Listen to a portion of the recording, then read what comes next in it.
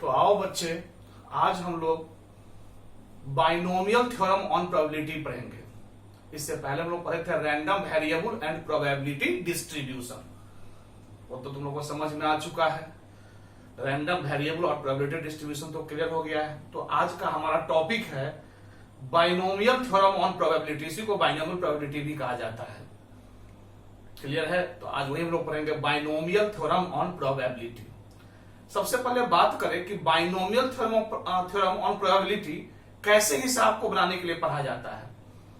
तो जरा सुनो, जैसे मान लो कि कोई तुमको प्रॉब्लम पूछ दे कि 5 बार पासा भांजते हैं तो 3 बार 6 आ जाएगा, इसका प्रोबेबिलिटी निकालिए। इस टाइप का हिसाब, रिपीटेड ट्रायल्स का हिसाब, यानी एक ही काम बार बार करते हैं तो उसमें सफलता कितना बार आएगा उसका प्रोबेबिलिटी निकालिए। इसी टाइप के हिसाब को आज हम लोग पढ़ेंगे इस थ्योरी के माध्यम से। बहुत हल्का और आसान है, एक ही फार्मूला पर सारा हिसाब बनता है। इसमें बहुत सुंदर और हल्का है। तो कैसा हिसाब बनेगा समझ में आया? जैसे मान लो कि कोई सिक्का 10 बार उछालता है तो 4 बार उसको हेड आ जाएगा। इसकी क्या प्रोबेबिलिटी है वो हम लोग इस थ्योरी के माध्यम से पढ़ेंगे। यानी रिपीटेड ट्रायल्स का, कोई 10 बार छकरी भांजता है या पासा भांजता है तो 5 बार 6 आ जाएगा, इसकी क्या प्रोबेबिलिटी है। इस टाइप के हिसाब को बनाने के लिए ही हम लोग पढ़ते हैं binomial theorem on probability.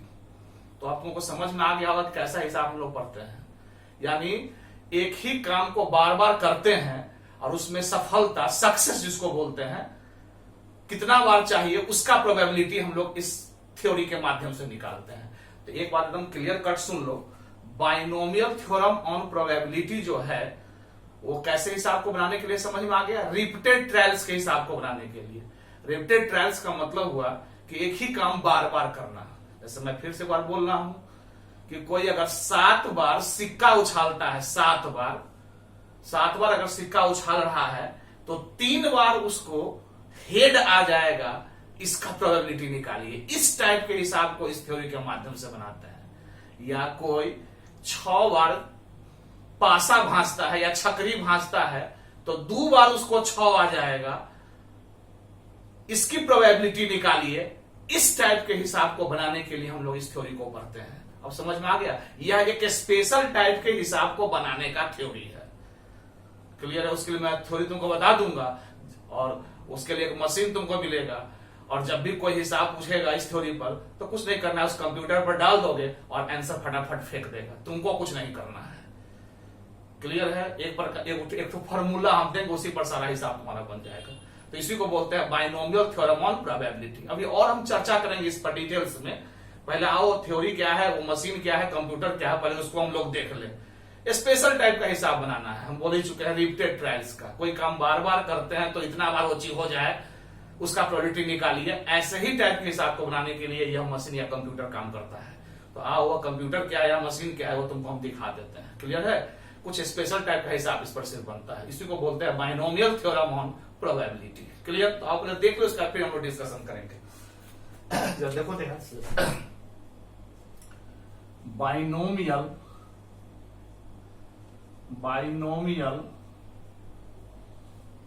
Theorem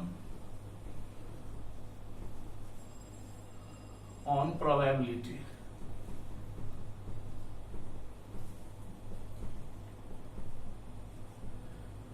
binomial theorem on probability. Binomial theorem on probability.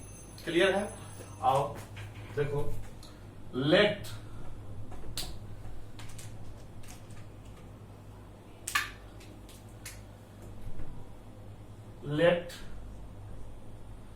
probability of success,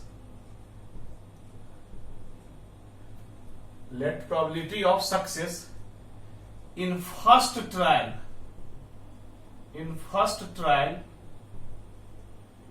is P and probability of failure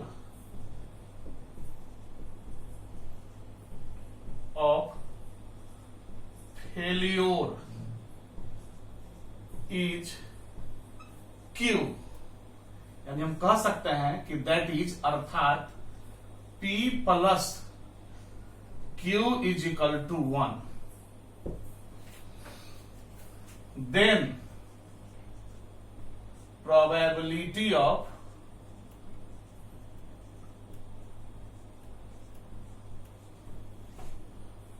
our successful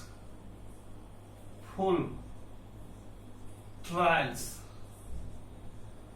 in n trials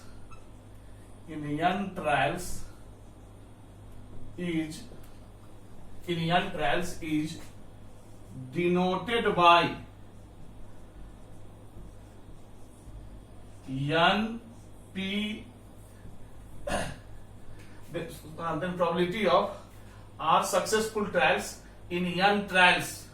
Then probability of our successful trials in n trials is equal to होता है NCR P के power R into Q के power N minus R। देखो हमने क्या लिखा है, यही है बाइनोमियल थ्योरम ऑन प्रोबेबिलिटी, यही तुम लोग का फॉर्मूला मिल गया है। इसी सूत्र पर सारे हिसाब बनेंगे। आगे ही कह चुका हूं कि यह एक स्पेशल टाइप का हिसाब को बनाने का फॉर्मूला है और सारे हिसाब बनाने का सूत्र जो है सो यही है, इसी सूत्र पर सारे हिसाब बनेंगे।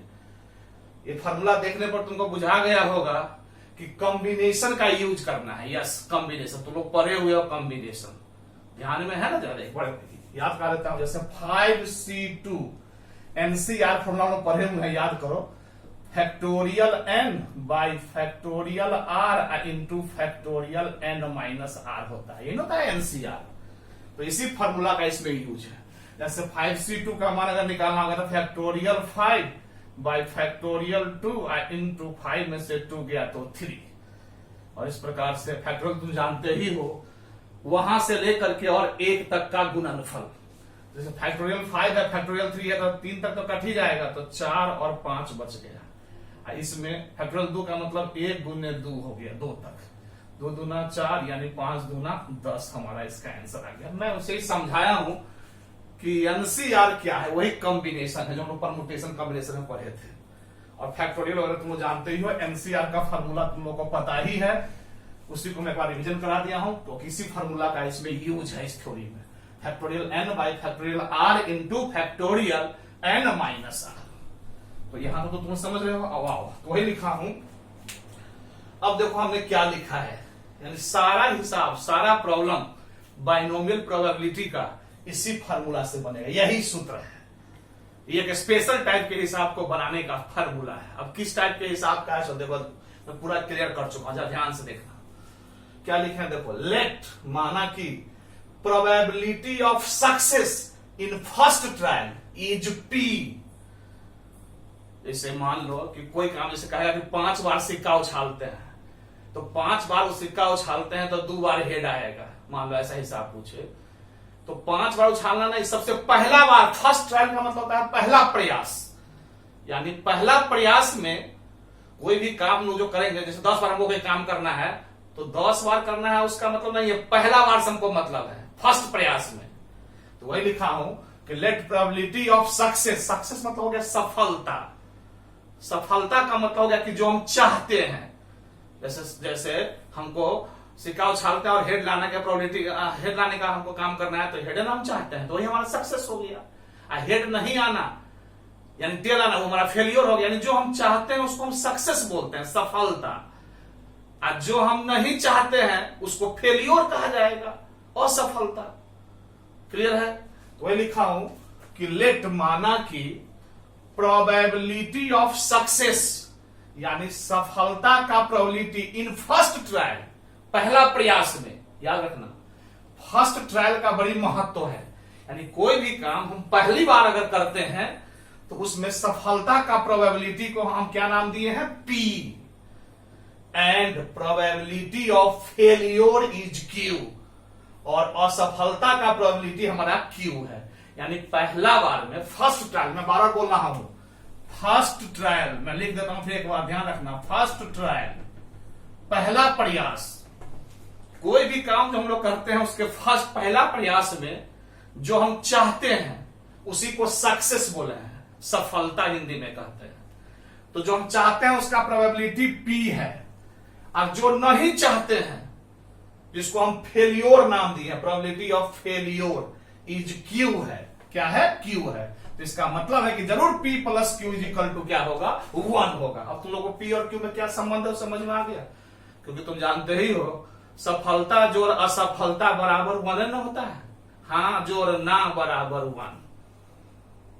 प्रोबेबिलिटी 100% को 1 ही ना कहते हैं, तो 1 ही में ना हाँ ना बना हुआ है। तो यह P और Q आपस में कैसे कोरिलेटेड है समझ में आ गया? यानी फर्स्ट ट्रायल में जो हम चाह रहे हैं उसका प्रोबेबिलिटी P है सक्सेस का, उसी को सक्सेस लिखे हैं, सफलता। और जो नहीं चाह रहे हैं उसी को फेल्योर लिखे हैं, उसका प्रोबेबिलिटी क्या है? Q है। इसका मतलब है कि जरूर P प्लस Q बराबर क्या होगा? 1। इसलिए हम पोस्ट में भी डाल दिए हैं दैट इज, यानी अर्थात P plus Q is equal to 1। यानी P और Q में क्या रिलेशन है समझ में आ गया? अब मान लो मुझे P अगर पता रहेगा तो Q हम खट से निकाल देंगे 1 माइनस P करके, या Q पता रहेगा तो P हम लोग निकाल देंगे कैसे करके? तो 1 माइनस Q करके। यानी P और Q क्या है समझ में आ गया? यानी पहला प्रयास में फर्स्ट ट्रायल में सक्सेस का प्रोबेबिलिटी, सक्सेस मतलब जो हम चाह रहे हैं, जो हमको लाना है, उसका प्रोबेबिलिटी P है। यानी फर्स्ट ट्रायल में सक्सेस का प्रोबेबिलिटी हमारा क्या है? P है। और फेलियोर का प्रोबेबिलिटी हमारा Q है। और P प्लस Q बराबर क्या होता है? 1। ये तो क्लियर हो गया होगा। सक्सेस मतलब जो हम चाह रहे हैं, सफलता, और फेल्योर मतलब हो गया असफलता, जो हम नहीं चाह रहे हैं, उसी को फेल्योर बोलते हैं। और दोनों का प्रोबेबिलिटी का योग क्या होता है? 1। फर्स्ट ट्रायल में P और Q क्या समझ में आया? यानी पहला प्रयास में जो हम चाह रहे हैं उसको लाने का प्रोबेबिलिटी को हम P नाम दिए, और जो नहीं चाह रहे हैं उसके आने का प्रोबेबिलिटी का नाम Q दिए। अंग्रेजी में इसी को सक्सेस और फेल्योर कहा जाता है। तो किस ट्रायल में? फर्स्ट ट्रायल में, याद रखना। तो फर्स्ट ट्रायल में सक्सेस का प्रोबेबिलिटी P है और फेल्योर का प्रोबेबिलिटी Q है, यानी P plus Q is equal to क्या है? 1 है। तो देन, तो आइए अब काम कितना हुआ? Then probability of r successful trials in n trials, in n trials, यानी अब यन प्रयास हो रहा है, यन बार कोई काम हम लोग कर रहे हैं। जैसे हम कहते हैं ना कि 10 बार सिक्का भांजते हैं तो 4 बार हेड आ जाए, तो यहां 10 और 4 नहीं लिखेंगे क्योंकि थ्योरी ना पढ़ा रहे हैं। तो यहां 10 4 नहीं लिखे, वही लिखा हूं कि then probability of r successful trials, यानी आर सफलता पूर्वक ट्रायल्स का प्रोबेबिलिटी, यानी आर को सफलता मिले कितने ट्रायल में से? इन यन ट्रायल्स, यानी यन प्रयास में से। टोटल प्रयास हमारा कितना है? यन। और उस यन में से कितना हमको सफलता चाहिए? सक्सेस कितना चाहिए? 8 ठो।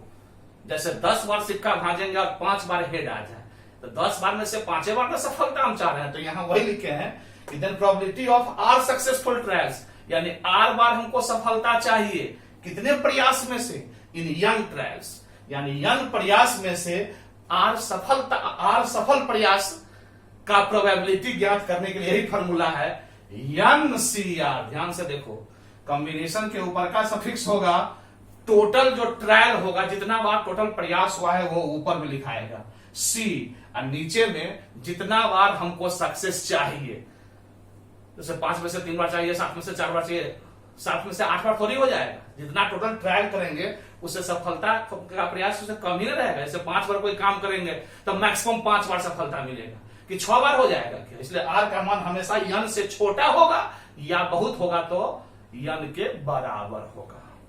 तो वही है, यन प्रयास में से आर सफल प्रयास का प्रोबेबिलिटी हो गया NCR, यानी टोटल ट्रायल को ऊपर लिखेंगे, उसमें से जितना सफलता चाहिए उसको नीचे लिखेंगे, वही लिखे हैं NCR इनटू पहला प्रयास में सफलता के प्रोबेबिलिटी को हम P नाम दिए हैं, सक्सेस को, तो P के पावर R, P के पावर R इनटू Q क्या समझ में आ रहा है? पहला प्रयास में असफलता, फेलियर के प्रोबेबिलिटी को हम Q नाम दिए हैं, Q के पावर N माइनस R, यानी ऊपर का घटाओ नीच का। फॉर्मूला तुमको याद हो गया होगा। NCR, अब यहां से देखो, टोटल टोटल ट्रायल कितना है, यन है, यन बार कोई काम हो रहा है तो वही यन लिखाया है। उसमें से हमको सफलता कितना बार चाहिए, सक्सेस, तो आर बार, तो यन सी आर, देखो कैसा फॉर्मूला है, इनटू पी के पावर, पी हमारा क्या है समझ में आ गया, पहला प्रयास में सक्सेस का प्रोबेबिलिटी, तो पी के पावर आर जो नीचे में रहे, इनटू क्यू के पावर, क्यू हमारा क्या है, पहला प्रयास में असफलता का प्रोबेबिलिटी, जिसको फेल्योर नाम दिया है, क्यू के पावर यन माइनस आर, यानी ऊपर का घटाव नीच का, यानी यन माइनस आर। तो फॉर्मूला तुम लोग को याद हो गया होगा, एनसीआर इंटू पी के पावर आर इंटू क्यू के पावर एन माइनस आर। जैसे ऐसे, जैसे 5 प्रयास है और 2 बार सफलता चाहिए, तो 5C2 इंटू पी के पावर जो नीचे में रहे, नीचे में, तो पी के पावर 2 इंटू क्यू के पावर ऊपर का घटाव नीचे का, तो 5 में से 2 गया तो 3 हो गया। यही फॉर्मूला का स्टाइल है। अब तुम लोग को बुझा गया होगा, क्लियर है। तो यही हमारा बाइनोमियल थ्योरम ऑन प्रोबेबिलिटी था। अब तुम लोग समझ भी गया होगा कि बाइनोमियल थ्योरम ऑफ प्रोबेबिलिटी पर हम लोग कैसे हिसाब को बनाएंगे। हम लोग वैसे हिसाब को बनाएंगे, उसमें दिया रहेगा कि काम कितना बार हो रहा है, ट्रायल कितना है टोटल, वही हमारा यन कहलाएगा। उसमें से कितना बार सक्सेस चाहिए, वही हमारा आर कहलाएगा। और P के पावर R और Q के पावर ऊपर का घटाव नीचे का, यानी n माइनस आर। जहां P क्या है, तो फर्स्ट ट्रायल में जो हम चाह रहे हैं उसके प्रोबेबिलिटी को P बोलेंगे, और जो नहीं चाह रहे हैं फर्स्ट ट्रायल में उसके प्रोबेबिलिटी को Q बोलेंगे। अगर P निकल जाएगा तो Q निकालने का फॉर्मूला यहाँ लिख ही दिए हैं, 1 माइनस P करके निकल जाएगा, और सबका मान डालेंगे तो अपने आप प्रोबेबिलिटी हम लोग को पता हो जाएगा। तो यही था हमारा बाइनोमियल थ्योरम ऑन प्रोबेबिलिटी। अब एक एग्जाम्पल देकर के अगर हम तुमको बता दे तो और क्लियर हो जाएगा, तो माथा में ही सेट कर जाएगा। क्लियर है, तो समझ तो गया होगा, क्लियर है। अब आओ, अब तुमको हम एक एग्जाम्पल देकर और बढ़िया से इसको हम समझा देते हैं, ठीक है। जब देखो ध्यान से,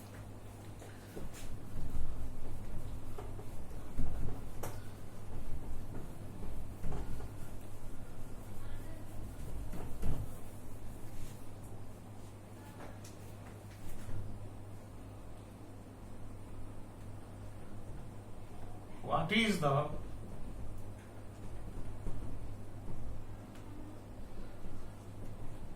probability of 6 will come up exactly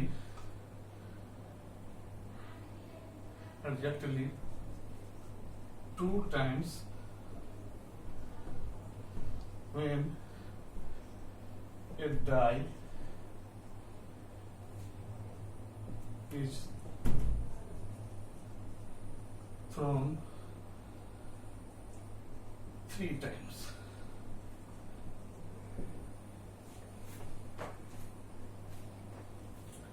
देखो हमने क्या लिखा है, क्वेश्चन एक एग्जाम्पल्स को क्लियर कर देता हूं। लिखे what is the probability of 6 will come up exactly 2 times when जब ए डाई इज थ्रोन 3 times। कह रहा है कि एक पासा जब 3 बार भांजा जाए, कितना बार, 3 बार, एक पासा 3 बार भांजा जाए, क्लियर है। डाई मतलब हो गया छतरी या पासा, थ्रोन 3 times, 3 बार भांजा जा रहा है। कितना बार भांजा जा रहा है, 3 बार। तो ये बताओ, सॉल्यूशन देखो। तो टोटल डाई जो है, छकरी जो है, पासा कितना भांजा जा रहा है, 3 बार। तो यहां हमारा यन बराबर क्या हो गया, 3। यन बोलते हैं टोटल ट्रायल को, यन बोलते हैं टोटल ट्रायल को। तो यन बराबर हमारा 3 है, क्योंकि 3 बार पासा भाजा गया।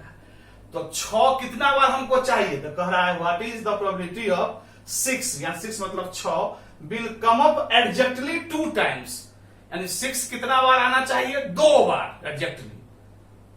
यानी 3 बार पासा, मैंने डाई इज थ्रोन 3 times, जब पासा को 3 बार भाजेंगे तो 6 हमको 2 बार आ जाए। तुम लोग तो देखा भी होगा, तुम लोग खेला होगा लूडो वगैरह, तो उसमें तुम लोग चाहता रहा होगा 6 कितना बार आवे,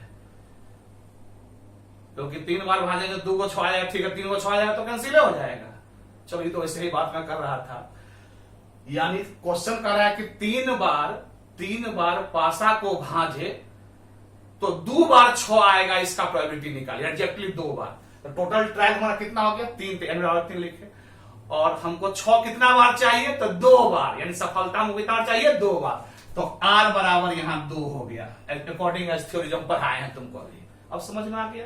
तो N क्या है और R क्या समझ में आएगा? N होता है टोटल ट्रायल को बोलते हैं, टोटल कितना बार काम किया गया, और R बोलते हैं कि कितना बार हमको सफलता चाहिए। तो 3 बार छकरी भाजना है तो N बराबर 3 हो गया। हमको चाहिए 6 कितना बार? 2 बार, तो इसलिए R बराबर 2 हमारा हो गया। यही क्वेश्चन कर रहा है। अब आओ, P और Q क्या है तुम समझ चुके हो। फर्स्ट ट्रायल में सक्सेस का प्रोबेबिलिटी और फेलियर का प्रोबेबिलिटी। आओ तुम बताओ, इन फर्स्ट ट्रायल, पहला प्रयास में, इन फर्स्ट ट्रायल लिख दिए हैं इन फर्स्ट ट्रायल। तुम बताओ पहला प्रयास में, अगर तुम ही बताओ, अगर तुम्हारे हाथ में पासा दे दिया जाए तो तुम पहला बार में, फर्स्ट ट्रायल में होता है पहला प्रयास में, अगर तुम पासा को भाजोगे तो 6 आने का प्रोबेबिलिटी कितना हो जाएगा? 1/6। ये तो बताने की जरूरत नहीं, तो सिंपल हिसाब है। क्योंकि पासा में हम जानते हैं, यहां क्लियर कर रहे हैं, सैंपल स्पेस हमारा क्या होता है? 1 2 3 4 5 6। पासा में ही 6 नंबर होता है, और घटना हमको क्या चाहिए? हमको 6 चाहिए, यानी 6। तो इसका प्रोबेबिलिटी निकालेंगे PE, तो नंबर ऑफ घटना बटे नंबर ऑफ सैंपल स्पेस, तो 1/6 नहीं हो जाएगा। तो वही हम बोले हैं, इन फर्स्ट ट्रायल, पहला प्रयास में हम लोग क्या चाह रहे हैं? क्या हमारा सफलता क्या है? 6 लाना, 6 लाना। उसी को हम सक्सेस बोलते हैं, सफलता। तो पहला प्रयास में पहला बार अगर हम छकरी भाजेंगे तो 6 लाने का प्रोबेबिलिटी कितना हो जाएगा? 1/6। तो उसी को ना P बोलते हैं, P = 1/6। अब समझ में आ गया P क्या है? समझ में आ गया? पहला प्रयास में पहला बार हम काम करेंगे और हमको जो लाना है उसी के प्रोबेबिलिटी को P बोलते हैं, उसी को हम सक्सेस बोले हैं, सफलता। तो हमको 6 लाना है, तो पहला प्रयास में 6 लाने का प्रोबेबिलिटी 1/6 है ना, उसी को हम P नाम दिए मैं थ्योरी में। और Q तो समझ ही गया होगा कि 6 न आना, फेल कर जाना। तो 6 न आना क्या होगा? Q का मान 1 में से P क्या करेंगे? घटा देंगे। तो 1 में से 1/6 घटाएंगे तो देखो ना 5/6 हो जाएगा। Q हमारा क्या हो जाएगा? 5/6। उसे भी देखो 6 न आना, तो 6 न आना अगर रहता तो घटना हमारा क्या होता? 6 न आना तो घटना होता 1 2 3 4 5 आ जाता, तो 5/6 नहीं हो जाता। लेकिन इतना करने की क्या जरूरत है? जब P निकल गया तो Q हम लोग खटक से 1 में से P घटा देंगे। तो हम लिख चुके थे थ्योरी में कि P जोड़ Q बराबर क्या होता है? 1 होता है। तो जब मुझे P पता है तो Q तो खट से 1 - P, तो 1 में से 1/6 गया, तो हो गया 5/6। तो तुम लोग को समझ में आ गया होगा। तो तुम बताओ, टोटल ट्रायल तुम्हारे पास 3 है, 3 बार पासा भाजा जा रहा है। 6 कितना बार चाहिए? 2 बार, तो R हमारा 2 है। इन फर्स्ट ट्रायल में 6 लाने के यानी सक्सेस का प्रोबेबिलिटी 1/6 है, और फेलियर यानी 6 न आने का प्रोबेबिलिटी 5/6 है। तो 3 बार में से 2 बार कह रहा है, तो कंप्यूटर मशीन पर नहीं चढ़ा देंगे हिसाब को। तो आओ, तो क्या हो जाएगा? रिक्वायर्ड प्रोबेबिलिटी इक्वल टू, यानी अभिष्ट प्रायिकता, required probability is equal to क्या हो जाएगा? हम लोग फॉर्मूला पढ़े थे, याद करो, NCR। हम लोग फॉर्मूला पढ़े थे, यहां लिख रहे हैं, तो ध्यान करो, NCR P के पावर R और Q के पावर N-R। याद आ रहा है फॉर्मूला? ये ना फॉर्मूला था, वहां N टोटल प्रयास था, यहां हमारा टोटल प्रयास कितना है? 3। तो क्या हो जाएगा? 3C, और यहां सफलता कितना बार चाहिए? तो 2 बार, तो 3C2। क्या क्लियर हो रहा है? 3C2 इंटू, क्लियर है? 3C2 इंटू P के पावर R। तो P हमारा क्या है? 1/6। तो 1/6 के पावर R। R क्या है हमारा? R हमारा देखो ध्यान से, R हमारा 2 है, तो 2 हो गया। क्लियर है? इंटू Q के पावर, Q हमारा क्या है? 5/6 के पावर ऊपर का घटाओ नीचे का, तो 3 में से 2 गया तो 1 हो गया। अगर एक पावर नहीं भी लिखते तो कोई दिक्कत नहीं था, तो वो समझाने के लिए ऐसा हमने कर दिया। क्या तुमको समझ में आ गया? यही हो गया NCR, यानी 3C2 इंटू P के पावर, P होता है सक्सेस, P के पावर जो नीचे में रहे R, तो P के पावर 2, यानी 1/6 के पावर 2 हो गया, इंटू Q के पावर N-R। देखो ना, N-R, तो 3 में से 2 जाएगा तो 1 नहीं हो जाएगा। अब इसका मान हम लोग निकाल लेंगे, तुम लोग इसका कैलकुलेशन कर लेना। फैक्टोरियल 3 बाई फैक्टोरियल 2, 3 में से 2 गया तो फैक्टोरियल 1। इंटू 1/6 को 2 बार 1/6 इंटू 1/6 इंटू 5/6 एक बार 5/6। इसका मान निकाल लेंगे, क्या हो जाएगा, 2 तक कट ही जाएगा। समझ में आ रहा है? इसका वैल्यू का निकाल लेना, क्योंकि जगह भी मेरे पास नहीं है। इसका वैल्यू निकाल 2 तक कट ही गया तो 3 बच जाएगा, 3 से कट जाएगा, 3 दूना 6 हो जाएगा। समझ में आया? 6 दूना 12, 6 तो 5/72 के करीब आ जाएगा तुम्हारा आंसर। क्लियर है? तो मेरा चूंकि 2 तक कट ही गया तो 3 बच जाएगा, तो 3 दूना 6, तो 6 दूना 12, 12 6 72, 5/72 तुम्हारा प्रोबेबिलिटी निकल जाएगा। ये आंसर लिख लेना, तो यही हमारा आंसर हो जाएगा। तो क्या तुम लोग को समझ में आ गया क्या है वो? क्लियर है? तो यही हमारा है। ऐसे ही टाइप के हिसाब को हम लोग बनाते हैं बाइनोमियल थ्योरम ऑन प्रोबेबिलिटी से। तो यही हमारा है बाइनोमियल थ्योरम ऑन प्रोबेबिलिटी, यानी इसमें स्पेशल टाइप का हिसाब बनाया जाएगा। कैसा? तो जैसे 5 बार कोई काम करेंगे तो 3 बार सफलता मिल जाएगा, ऐसा टाइप का हिसाब। जैसे यहां भी देखा है तुम लोग कि 3 बार पासा भाजेंगे तो 2 बार, 3 बार पासा भाजेंगे तो what is the probability of 6 will come up exactly 2 times. 3 बार पासा भाजेंगे तो 6 2 बार आ जाएगा, उसका प्रोबेबिलिटी निकालिए। तो इस टाइप के हिसाब को बनाने के लिए हम लोग पढ़ते हैं बाइनोमियल थ्योरम ऑन प्रोबेबिलिटी। तो लोग को समझ में आ गया होगा, यहां तक समझने में किसी को दिक्कत नहीं। अब अगले क्लास में, क्लियर है, अगले क्लास में इसी थ्योरी पर हम अप्रोच देंगे कि how to solve the problem. इसमें रंग बिरंग का हिसाब बनाने का तरीका होता है। हिसाब प्रॉब्लम पूछने वाला रंग बिरंग का वे से पूछेगा, अलग अलग तरीका से, जैसे भी तरीका से पूछे सब हिसाब को इसी फॉर्म हम लोग ले आते हैं। तो अगला क्लास इस क्लास से भी इंपॉर्टेंट होगा। क्लियर है? इसलिए खूब बढ़िया से इसको देख लेना। और अगला क्लास जो अप्रोच का दूंगा, अप्रोच का क्लास तो हो जाएगा, तो एक भी हिसाब तुमको बनाने में दिक्कत नहीं, उसके बाद तुम प्रॉब्लम में इन करोगे, अभी नहीं। अभी तो थ्योरी बताया हूं, अब अगले क्लास में अप्रोच दे दूंगा। जब अप्रोच खूब बढ़िया से समझ जाओगे तब उसका एक भी हिसाब में तुमको दिक्कत नहीं होगा, देखना कहीं कोई प्रॉब्लम नहीं रहेगा। तो यहां तक तो समझने में किसी को दिक्कत नहीं।